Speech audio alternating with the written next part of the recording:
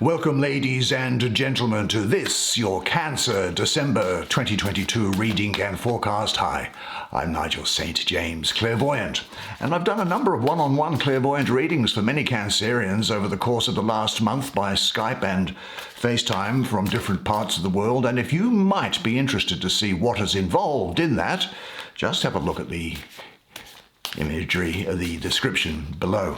But now we're going to take 5 cards from a deck which you don't see people use very often. It's called the Thoth deck. Now I know everyone goes, oh, Thoth, got to have it in the collection, but a lot of people seem to be afraid to read with it.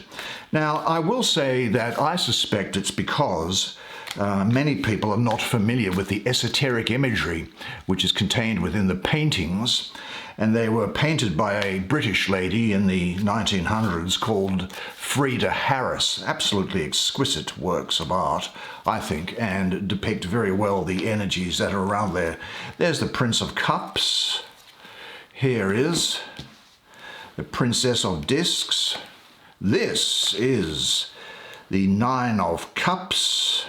This here is the Ace of Wands, and what about something from in here, hey? Let's have a look. What do we have? We have Death. I love this card in particular. Can't wait to start talking about this. So let's have a look at the imagery on these cards together while I do your reading for you. Let's have a look, shall we, at the first card that you drew, which is the Prince of Cups. Now, what do you have here in your symbology? Well, the first thing is that this is very mysterious, I think. Look, the chariot is flying over water. The chariot is shaped like a seashell. It doesn't touch the water, which is emotion, but it drives over it in the air. So he is not engaging in his emotions to the extent that he thinks that they would hold him back in life, or to the extent that by his non-engagement he is being held back in life. Now this implies also a secretive nature who will not always allow us to see his depth and what lies under the water. He wants to always move forward in life. Now in his left hand, as you can see there, he holds the reins which control the eagle. They are black, which implies the decay associated with Scorpio. There's a great degree of Scorpio and Sagittarius around this card. And the eagle is in fact the exalted form of Scorpio here.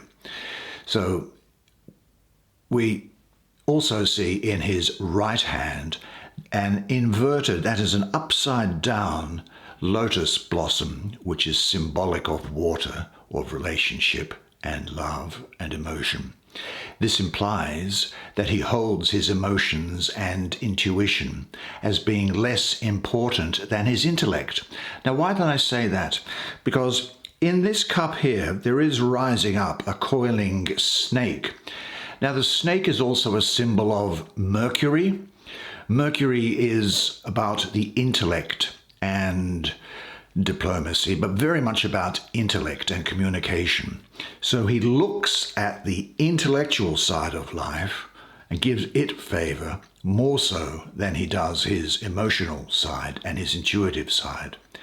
Now, the serpent is, as I say, a symbol of Mercury. So he looks at this as a way which he thinks can maybe talk his way out of doing things.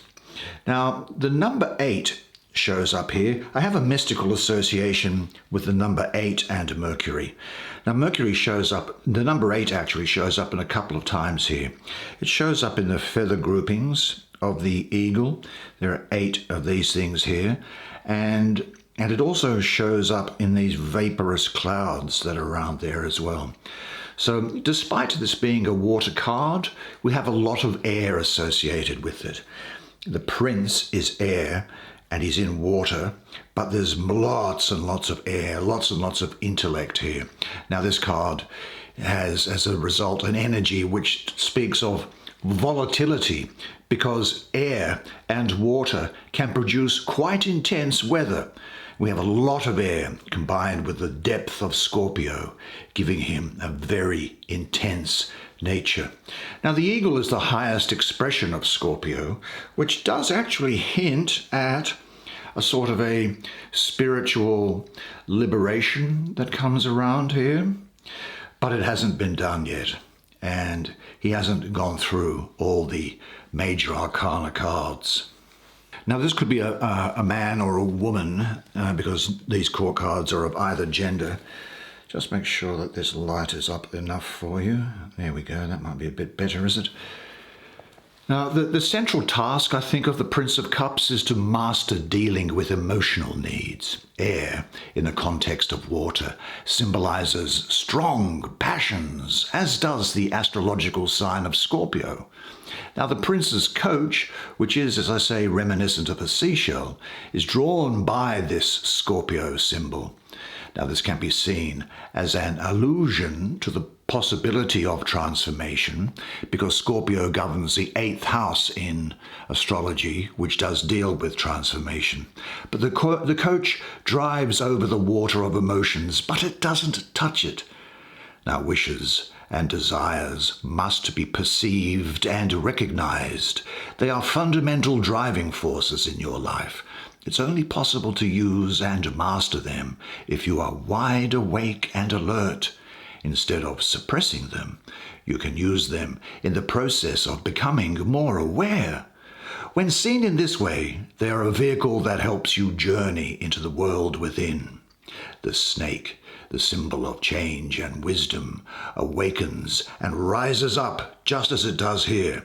And the eagle on the prince's helmet hints at the possibilities of spiritual liberation. The realization of these possibilities is a task which still lies before him, though. Is all too engrossed in looking at the snake, and he forgets the lotus blossom of love and relationship which now points downwards. As he learns to integrate the driving forces of desire, the lotus will be able to develop and grow upright again. Now, I think that you need to accept your sexual needs and passions and live them out with awareness. Now, you will discover a lot in this process. Give yourself up totally to the experience and observe yourself in it. And ask yourself, what secret wishes are you unwilling to admit to? Spend some time each day visualizing yourself and your desires without getting lost in them. And say this to yourself: I now live out my sexual desires because this makes me more vital and fulfilled. Now I want to turn to another card which has a lot of Scorpio in it, and it is this card, which is the card known as Death.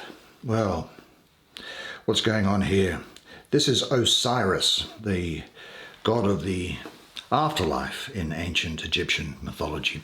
Let's look at some interesting aspects. First of all, down here we see the hard-shelled form. Scorpio has three forms. The scorpion, which is hard, one might say like ice. Then it has the form of the snake, which is undulating, one might say like water. And its third form, the exalted form, is that of the eagle, which one might say is vapor or air. So we have ice, water, and steam. And there is a letter down here, that's an Egyptian Hebrew letter, which means fish, and there is a fish associated with it there as well. Also associated with that is Pisces. I'm getting around there naturally, but I won't go into that right now, because I think what's important is to look at, first of all, this scorpion, which represents the lowest form of death and is situated between the alpha and the omega, the beginning and the end, or the first and the last. Now, legend says that when a scorpion in a situation that it cannot win, it finds itself in such a situation, it stings itself to death. It commits suicide rather than be taken. Well, in this card, it represents the gross illusionary side of death. Now, by denying our infinite spiritual nature, we also die to life and living it fully with purpose. Actually, in the Christian New Testament, I think it's Romans chapter 8, verse 6, that says, those that are carnally minded, that is about matter, die. Those that are spiritually minded live. Pretty sure that's the case. But I'm not selling religion. Now, the lily on the left and the lotus on the right, lily here, lotus right, they are also associated with Saturn, as is the colour black, and as is the figure that's here. He's dancing, and the glyph that you might get from that is sort of like a Saturn glyph, isn't it? One might also associate it with the Hindu deity Shiva, which is the destroyer and the rejuvenator. But the lily on the left and the lotus, they are shaped like the Alpha and the Omega. And so they are showing that the scorpion represents physical life being trapped in the limits of time. And then we have a look, of course, at the fish that's here and the serpent together. Well, life is a flux between conscious living and unconscious living. Death. I mean, we die each night, really, don't we? Everything turns off, so we think. Life and death are two curves of the same serpent.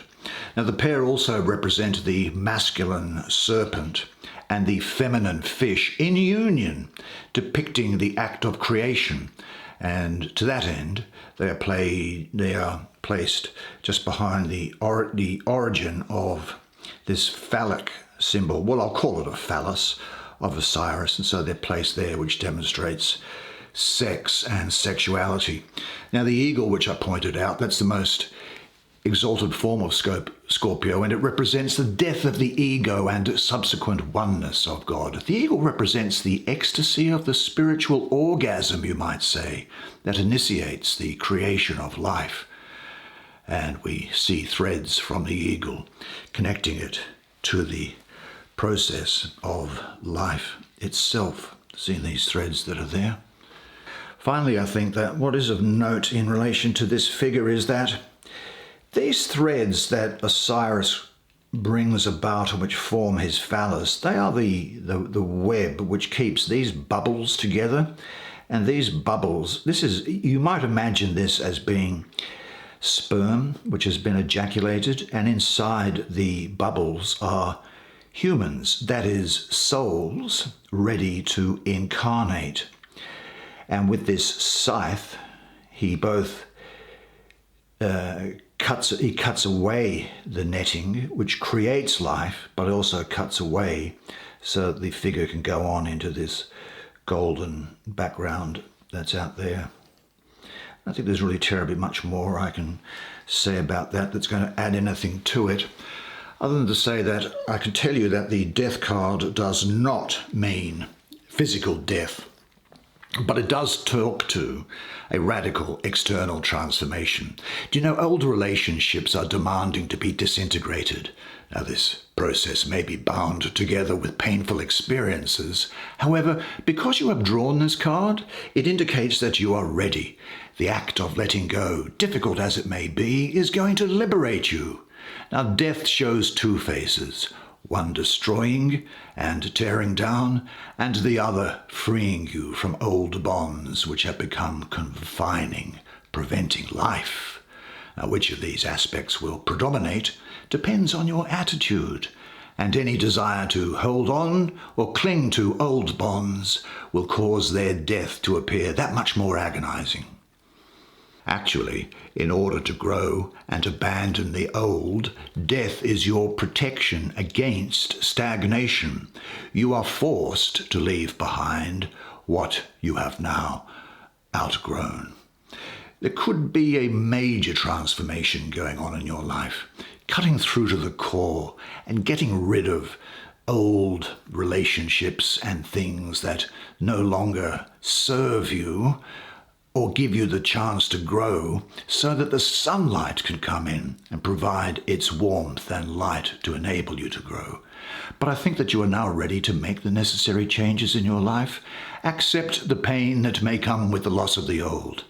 And ask yourself this: to what outdated relationships or situations are you still clinging to? Now, you should say to yourself, I let go of people and situations with ease and dignity. Every ending heralds the new beginning. I now say yes to death and yes to myself. Well, I want to have a look on the thing that's on the same horizontal line as it. And it's this card here, which is the Ace of Wands.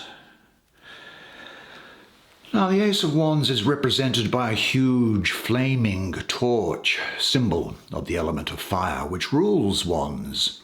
This is the second highest energy card. The Sun is the highest in the deck. And this card shows the energies which arise after all blocks have been removed. And weren't we talking about that then? The bolts of light go off in all directions, representing the power bursting out of these flames. Actually, I won't go into the detail of it, but there's 18 of these green things bursting out there, and they break down to two words in Hebrew, the letters of which together mean life. So there's new life coming through here. And one can, of course, maybe look at the imagery of this and make your own mind up about it. It's a theme which is going through there. And, of course, it's an important part of life. Now, these bolts of light go off in all directions, representing the power bursting out of these flames. All security and certainties you have been clinging to will be shaken and destroyed by the impact of the energies breaking through now. If all obstacles are out of the way, renewal in all areas and levels of life is going to take place. The revitalizing power fills your entire being with new light. Now it is important for the free-flowing energies to have a creative outlet. You can use the energy only if you have a goal towards which you can direct it. The next step after releasing the blocks is to find the right framework in which to set this energy to work. Now, this also speaks to me of a passionate union going on here, and also a new start, vital life surges, life forces surging with you. You are full of power and energy at this time. Engage fully in discovering where and how you can and want to use it. Now, what attracts you to doing it the most? What gives you the most pleasure? In what framework could you realize your dreams?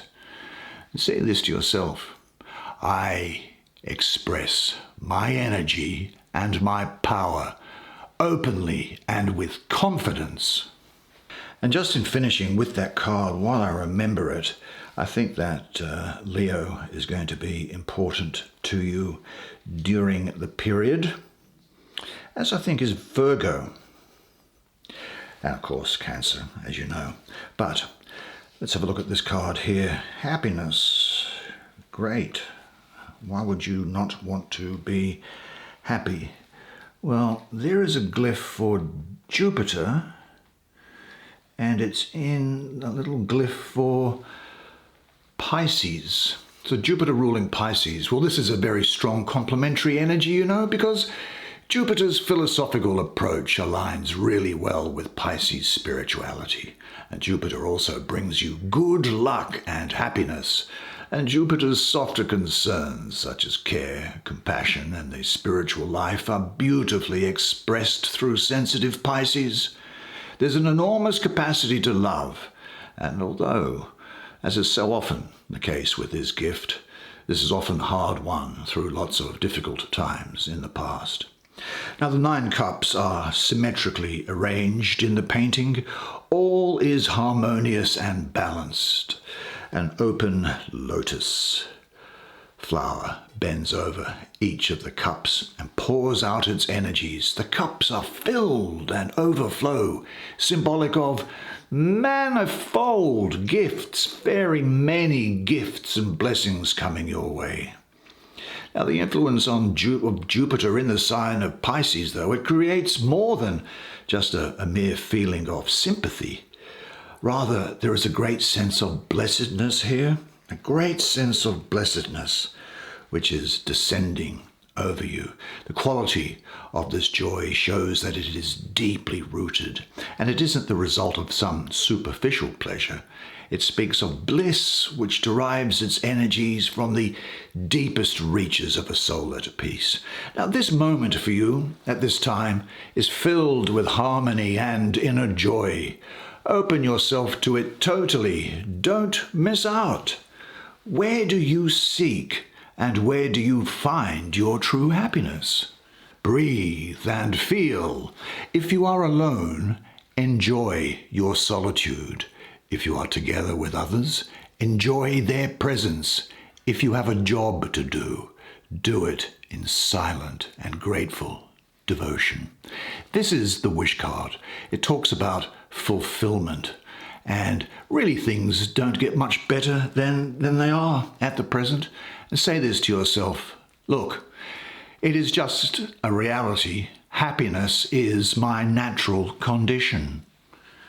And that takes us, I think, finally, does it not, to this. The Princess of Discs. The Princess of the Echoing Hills, the Rose of the Palace of the Earth. Well, let's see what's going on here. Well, the Princess of Discs, her rounded abdomen, is an indication that she is pregnant. In a way, I suppose this is the third card with respect to motherhood in this tarot, the others being the Empress and the Queen of Cups, arguably, but definitely this is the one which I see is right on the mark. In a broad sense, she can be interpreted as the mother of a new identity, or also of a new idea, or as a new concept. She holds a disc in her hand here. Actually, if I look at the number of these segments to the disc, there's 36. Well, it just so happens that there are 36 decans in the zodiac. Do you know each sign has 3 decans, the cardinal, the fixed, and the mutable? And there are 12 signs, so 12 threes are 36. So there's 36 of those, and that represents that. There's also the Chinese yin-yang symbol from this. So from this center of utter balance blooms the rose of the great mother of fertility. Yin and yang, male and female, in harmonious balance. They provide the proper environment for all the realms of your life to unfold afresh and in a balanced way. Now, the staff in her right hand, which is this thing, I'm just noticing this at the bottom of it. It bears a crystal at this end of it. That's in the shape of a tetrahedron, which, now this is going to sound very geeky, but I just happen to know that a tetrahedron is the shape of the carbon molecule. And carbon, of course, is the basis of life on Earth. And so this is speaking of life and living and joy in life. Now, this crystal also represents the birth of the highest form of light. This bearer of the light has been created in the earth, the darkest of all the elements. And now she's able to bring light back to earth. You'll notice that she wears ram's horns on her head. These are a sign of entering into something new. Her hair is drawn into 2 thick braids and then falls free again. The braid symbolizes the interlacing of the 3 beings, mother, father, child, which brings obligations and commitment. But this interrelationship is not an end in itself. After the necessary time of commitment, the 3, like the hair in the painting, are unbound and flow freely. The throne is a grove of holy trees at the foot of some holy mountain. The trees represent the unifying of spirit with matter. When the new is given birth, the light is brought to earth. The energy of the cosmos becomes like an energy impregnating all with its divine quality. The creation which takes place in darkness and stillness will emerge and spread the divine, the light, sharing it once again with the mother who gave it birth. Now, there's definitely the case here that this is a very productive time for you after what might have been a barren stretch. I think there's a lot of marriage and motherhood around here, obviously. Good for people who are in a domestic life rather than with an outside career. You'll have great empathy for others. And you'll be someone who follows your will or true purpose in life. And this is also an energy of you getting in touch with that most important aspect of yourself and protecting it, just as the princess protects the baby inside her now. Something new is entering into your life, so prepare yourself. What you have to do in order to be ready for something new to come into your life. Say to yourself, I am now ready for the new beauty in my life and for the joy in living to increase day by day. Well, fantastic spread of cards for you. Good job, you. Well, I'm sure you'll agree with me that this is a very, very interesting deck, isn't it? The Thoth deck, and it provides an unusual sort of a reading, different to the types that you might see before. Certainly the imagery is unlike anything that you see in other decks. But anyway, next time, of course, we will be using another deck because I do change them each month, as you know. So, until I see you again, remember one thing, and one thing is this, and it is that you are a legend. And I look forward to seeing you again next month. And until then, it's bye for now.